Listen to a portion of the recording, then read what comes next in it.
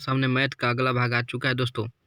चलिए देखिएगा किस तरह बनेगा। ठीक, ध्यान दीजिएगा। एक संख्या को 9, 11, 13 से विभाग करने पर क्रमशः 8, 9, 8 शेष बचते हैं। तो इसमें आप लोग ध्यान दीजिएगा, कहने का मतलब यह है कि इस तरह हम लोग बना लेंगे। ठीक है, कि पता चल जाएगा क्या 9, ठीक है, 11 और 13, ठीक है। जब इससे भाग किया जा रहा है तो शेष हम लोग को ये बच रहा है। शेष यहाँ पर लिखेंगे, क्या लिखेंगे दोस्तों? शेष यहाँ पर लिखेंगे, ध्यान रखिएगा। शेष कहाँ लिखेंगे? यहाँ पे, ठीक है। 8, 9, 8 शेष बच रहा है। तो दोस्तों ध्यान रखिएगा, कहने का मतलब यह है कि हम लोग शेष कब बचेगा? 13 से हम लोग भाग किए। कहने का मतलब यह है कि ध्यान दीजिए, 13 से हम लोग भाग किए और हम लोग को 8 शेष बच गया। यानी यहाँ पर कितना था, यहाँ पर कि 8 शेष बच गया। तो ध्यान देने वाली बात है ना। तो इसमें 13 में क्या करेंगे? 8 जोड़ेंगे तो ना पता चलेगा। तो 13 में 8 जोड़ेंगे तो कितना आएगा? 13 में 8 जोड़ेंगे तो कितना आएगा? 8 3 11 2 21। तो यहाँ से कहने का मतलब है कि जो 21 है आया और इसको एक बार में हम लोग कटाएंगे, यही ना, तो 8 शेष बचेगा, यही ना। तो हम लोग एक यहाँ पर लिख देंगे जो भागफल आया, ठीक है। तो कितना था, आखिर कितना से दिए थे? 21 से ना। क्या करेंगे? चलिए ध्यान दीजिए। तो कहने का मतलब है कि बनाएंगे कैसे? तो ध्यान दीजिए, इससे 1 में गुना किए और 8 को जोड़ देंगे। तो 13 में 1 से गुना करके 8 को जोड़ेंगे तो शेष हम का 21 बचेगा, ठीक है। अब हम लोग क्या करेंगे? तो जो 11 आया है, तो यहाँ पर देखिए, इस तरह भी कर सकते हैं। 11 में 21 से गुना करके 9 जोड़ देंगे और इसको लिख देंगे। लेकिन अगर ऐसे समझ में नहीं आए तो हम लोग को दूसरा तरीका है समझने का। कहने का मतलब ये है कि ध्यान दीजिएगा,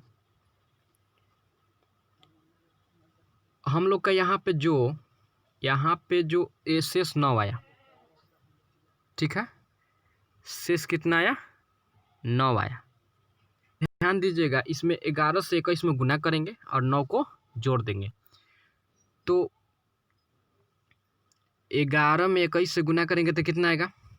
और 9 जोड़ेंगे तो 240 आएगा। दोस्तों आप लोग जोड़ लीजिएगा, ठीक है। यानी 11 में 21 से गुना करेंगे, ठीक है, और फिर 9 जोड़ेंगे तो 240 आएगा। और फिर यहाँ पर क्या करेंगे कि 9 में 240 से गुना करेंगे और 8 जोड़ के इसमें लिखेंगे। इस तरह ध्यान दीजिएगा, इस तरह चलेगा, ठीक है। तो कितना आएगा? तो 11 में 240 में 9 से गुना करेंगे और 8 जोड़ेंगे तो 2168 आएगा।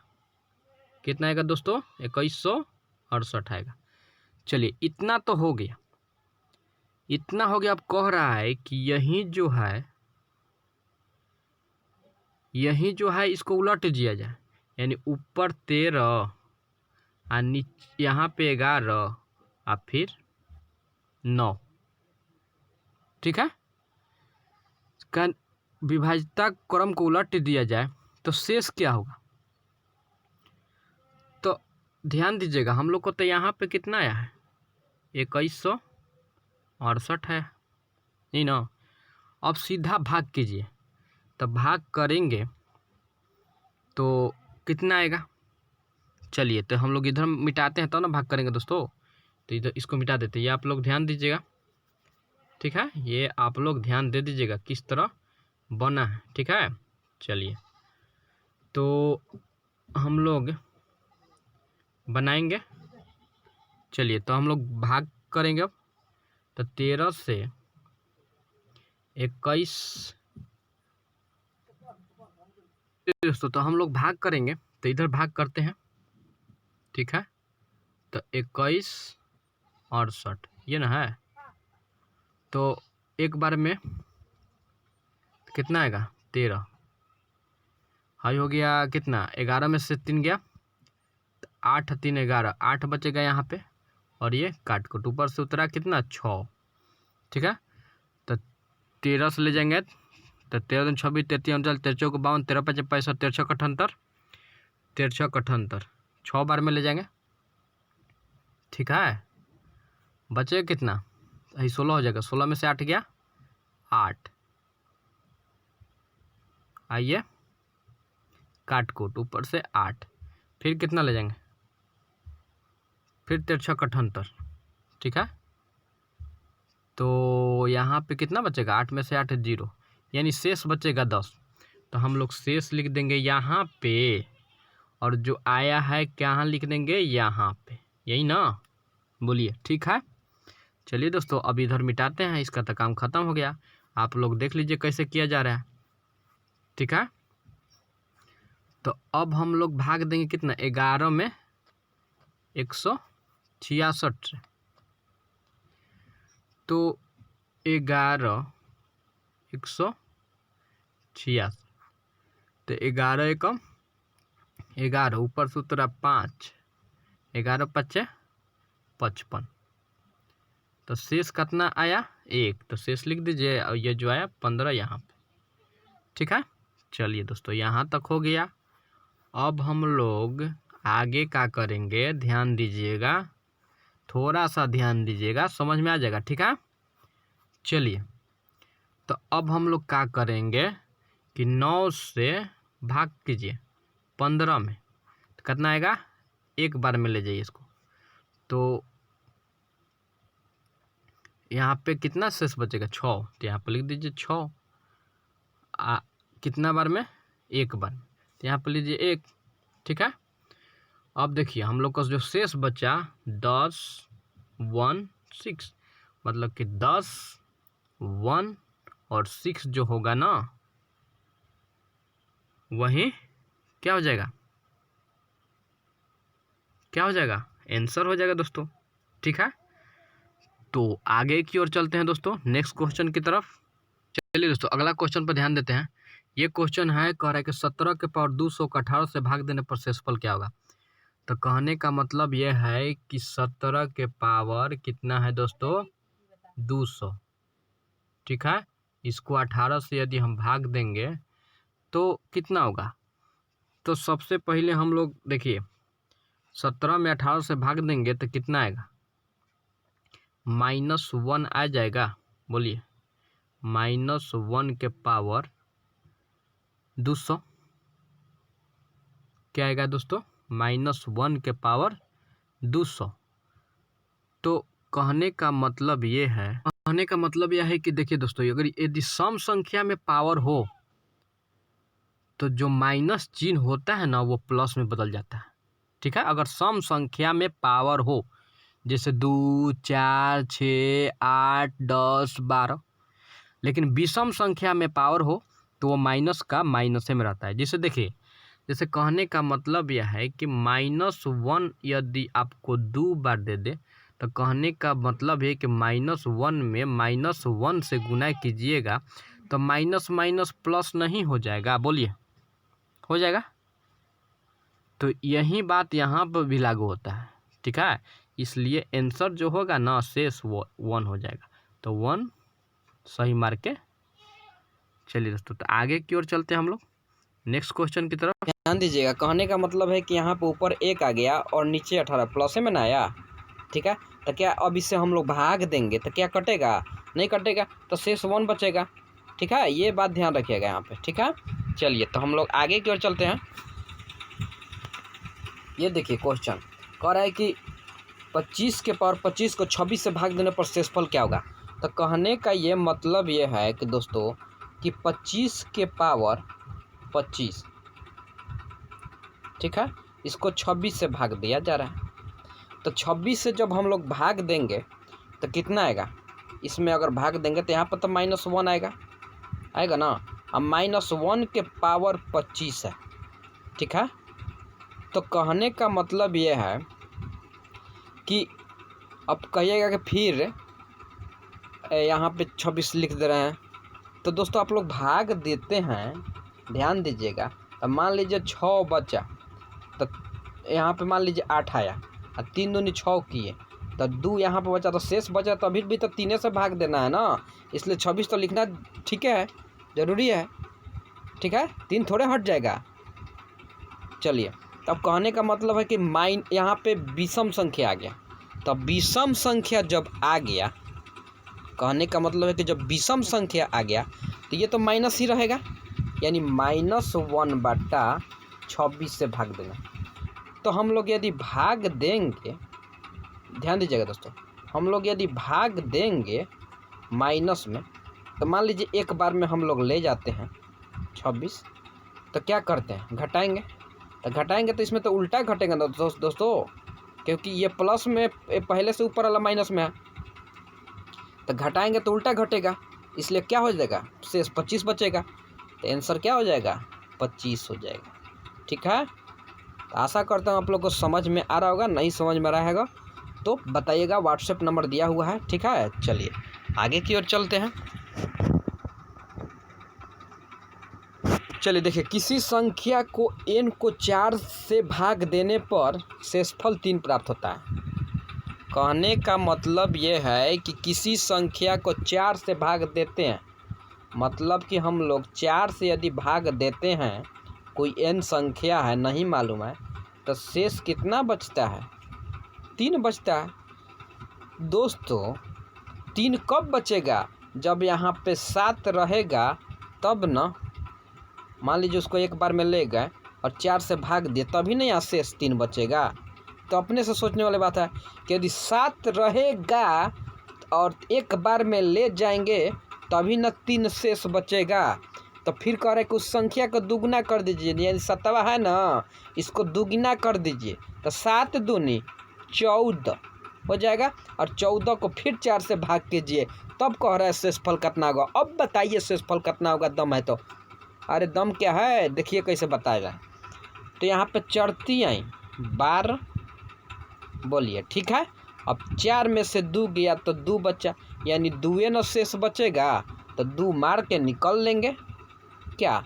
ठीक है दोस्तों, चलिए तो आगे की ओर चलते हैं, अगला क्वेश्चन की ओर हम लोग। चलिए दोस्तों ध्यान दीजिएगा, कहने का मतलब यह है कि निम्नलिखित में से कौन सी संख्या किसी प्रकृत संख्या का वर्ग नहीं हो सकती। तो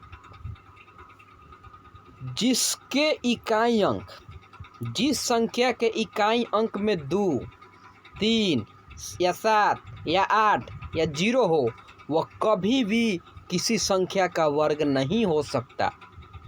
ये बात ध्यान रखिएगा दोस्तों। तो देखिए ध्यान देंगे, कह रहा है कि कौन संख्या नहीं हो सकता, तो क्या 5 इसमें है, ये देखिए 5 इसमें है, नहीं है, 6 है, नहीं है, 1 है, नहीं है, 2 है, देखिए 2 है, यानी ये जो है डी वो सही है। फिर समझ लीजिए, जिसके इकाई अंक, जिस संख्या के इकाई अंक 2, 3 या 7 या 8 या 0 हो, वह किसी संख्या का वर्ग नहीं हो सकता दोस्तों। वह किसी संख्या का क्या वर्ग नहीं हो सकता। तो ये बात ध्यान रखिएगा और इसको डायरेक्ट मार लीजिएगा। चलिए दोस्तों आगे की ओर चलते हैं हम लोग। दोस्तों ये भी वही क्वेश्चन है दोस्तों, ध्यान दीजिएगा, ये भी तो वही क्वेश्चन है। कह रहा है कि निम्नलिखित में से कौन सी संख्या किसी प्रकृत संख्या का वर्ग नहीं हो सकती।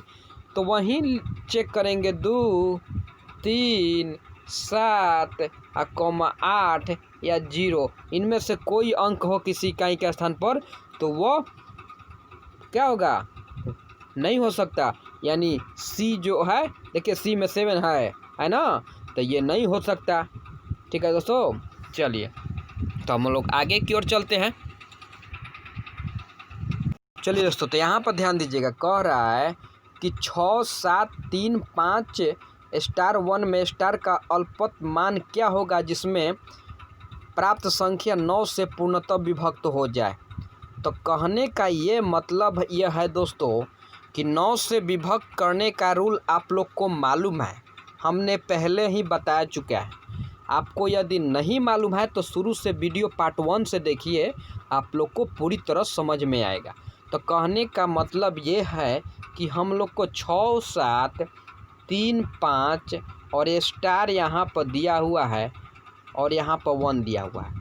इसका मतलब यह है कि यहाँ पर कौन सा अंकिया है रखेंगे जो ऑप्शन दिया हुआ है कि ये 9 से कट जाएगा। तो भाग तो दे सकते हैं, भाग देकर भी बना सकते हैं दोस्तों, बारी बारी से ऑप्शन रख के, लेकिन बहुत ज़्यादा समय लग जाएगा। तो इसको सबसे पहले हम लोग जोड़ेंगे।